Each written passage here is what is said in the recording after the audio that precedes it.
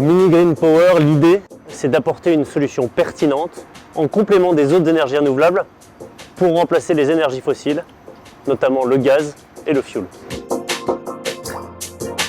On conçoit et on assemble des petites centrales qui valorisent des résidus végétaux en énergie. L'énergie, c'est de la chaleur, c'est du froid et possiblement de l'électricité. On estime à 6 millions de tonnes en France par an la quantité de ces déchets végétaux qui sont peu ou pas valorisés. Aujourd'hui, dans cette mauvaise valorisation de l'énergie, beaucoup de choses vont être incinérées par exemple. Et du coup, il y a peu de valorisation d'utilité à cette incinération.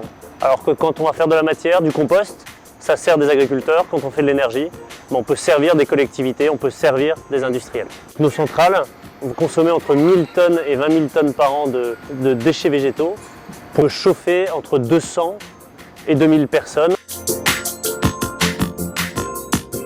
Le client, c'est un industriel du déchet qui collecte les déchets verts dans sa région et qui vient les valoriser en énergie pour produire de l'électricité dans cette centrale qui est en Sicile, en Italie.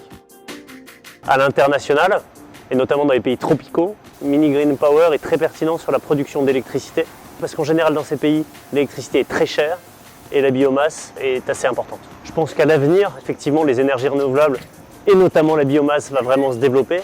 Pour les collectivités, c'est tout gagnant. Valoriser les déchets dans une centrale Mini Green Power, c'est faire autant d'économies en tonnes de déchets verts qu'elles ne paieront plus pour envoyer à l'incinération par exemple. Elles pourront le valoriser localement.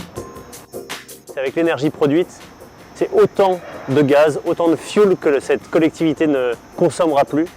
Et donc ça va être un deuxième lieu d'économie.